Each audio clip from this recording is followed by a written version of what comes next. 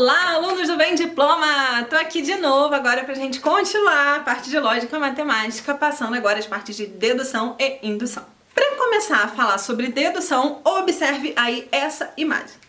Então vamos observar essa imagem. Repara que tem um rio no meio, tem o ursinho da menina lá do outro lado do rio, e aí tem o menino todo molhado falando assim, mas por que você acha que eu que coloquei o seu ursinho lá? Simples! A menina deduziu que o ursinho dela estava lá e que foi o menino que colocou, exatamente porque ele era o único que estava todo molhado. Agora, repare que nessa mesma imagem tem um outro menininho que passa ali, olhando para cima, meio desconfiado, e não está molhado. Mas pode ter sido ele que colocou o ursinho do outro lado? Pode, ele pode ter jogado o ursinho lá pro outro lado e ter acertado, ele pode ter dado a volta e colocado o ursinho lá e ter voltado, mas como tem um menino molhado, deduz-se de que foi ele que jogou o ursinho lá, embora talvez essa não tenha sido a verdade. Agora você, tenta lembrar aí de alguma situação que você já tenha vivenciado e que você acabou deduzindo alguma coisa. Como que nós utilizamos a dedução na matemática? Em vários momentos, a dedução super faz parte da matemática. Mas agora, usando um exemplo da apostila, eu vou deduzir com vocês a soma dos ângulos internos de um quadrilátero. Sabendo lá do estudo da trigonometria que a soma dos ângulos internos de um triângulo é igual a 180 graus, inclusive eu já falei isso aqui em aulas anteriores e também as próximas aulas vão entrar em trigonometria, você vai conseguir visualizar melhor isso daqui. Então, sabendo disso, que a soma dos ângulos internos de um triângulo é 180 graus, podemos deduzir a soma dos ângulos internos de um quadrilátero. Aqui no quadro eu desenhei 4 tipos de quadrilátero. Esse daqui que é um retângulo, ou seja, todos os ângulos dele são retos. Tem esse desenho aqui do quadradinho com a bolinha no meio, justamente para indicar que é perpendicular, reto. Inclusive a próxima aula vai ser sobre essa situação de retas, então fique ligado aí. Então, retângulo, quadrado, que nada mais é, né, parecido com um retângulo, só que as medidas são exatamente iguais de todos os lados. Um losango, que é um quadrado deitado, e um outro quadrilátero qualquer aqui que eu inventei agora. Repare que qualquer um desses quadriláteros a gente consegue dividir em 2 triângulos. Um triângulo é uma estrutura, né, de 3 lados. Então qualquer um desses aqui eu consigo dividir em 2 triângulos. Repare só, se eu dividir aqui no meio, ó, faz de conta que essa linha tá reta, tá, gente? Por favor. Eu tenho aqui um triângulo e aqui outro triângulo. A mesma coisa aqui, a mesma coisa aqui e a mesma coisa aqui. Então, sabendo que a soma dos ângulos internos de um triângulo é 180, então a soma dos ângulos internos de 2 triângulos vai ser quanto? 2 vezes 180, que é igual a 360 graus. Essa foi a dedução, vamos agora falar sobre indução. A indução está diretamente relacionada com a dedução, que está diretamente relacionada também com sequências, que é o que vai vir na próxima aula, enfim. Repare só nessa imagem.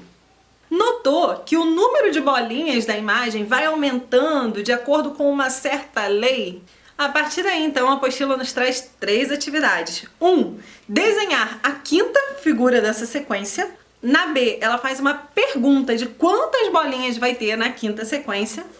E na C, ela faz a seguinte pergunta. Sem fazer o desenho da 6ª figura, quantas bolinhas a gente sabe que vai ter nela?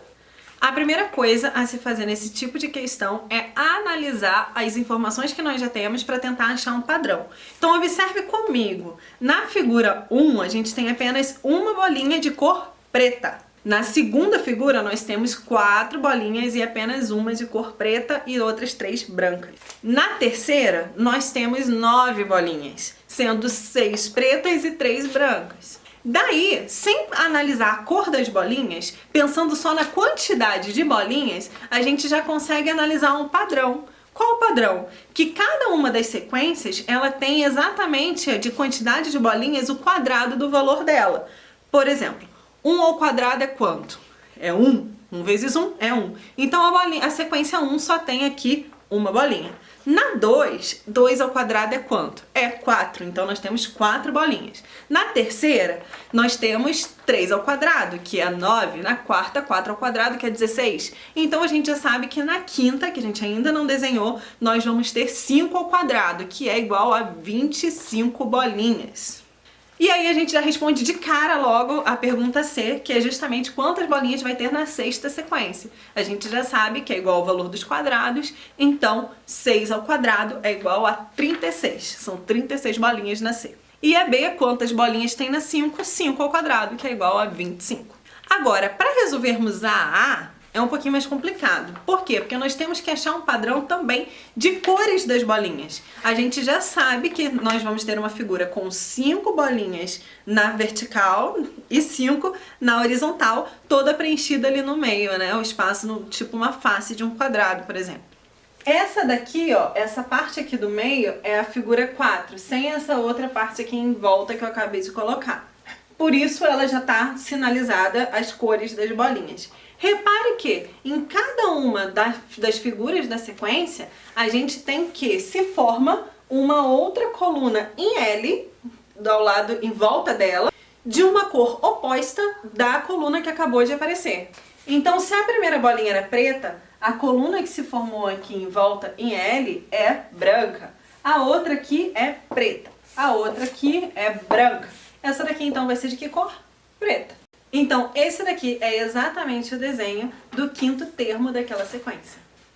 Vamos então resolver essa questão aqui da apostila, que diz o seguinte: um restaurante tem mesas retangulares de diferentes tamanhos para acomodar um número diferente de clientes. A figura 19 mostra os 3 menores tipos de mesa e o número de clientes acomodados em cada um deles. Então, nós temos mesas do tipo 1 com 4 lugares, mesas do tipo 2 com 6 lugares, mesas do tipo 3 com 8 lugares. E ele me diz que essas aqui são as menores mesas, então as outras, obviamente, são maiores. E aí, a pergunta vem o seguinte: seguindo o mesmo padrão apresentado na sequência de figuras acima, o número de clientes que podem ser acomodados em uma mesa do tipo 6 é A, 12, B, 14, C, 16 ou D, 18. Primeira coisa que precisamos fazer é achar um padrão para essa situação aqui. Então, mesas do tipo 1, 2, 3, 4, 5 e 6, ela quer saber quantas pessoas vão ter na 6. Vamos descobrir, então, um padrão entre esses dados que a gente tem. Se a mesa do tipo 1 tem 4 lugares, a do tipo 2 tem 6 lugares, a do tipo 3 tem 8 lugares, a gente percebe, então, o quê? Que a cada tipo, o que acontece com o número? Acrescenta-se mais 2. 4 mais 2, 6. 6 mais 2, 8. Portanto, a mesa do tipo 4 vai ter 10 lugares, do tipo 5 vai ter 12 lugares e do tipo 6 vai ter 14 lugares.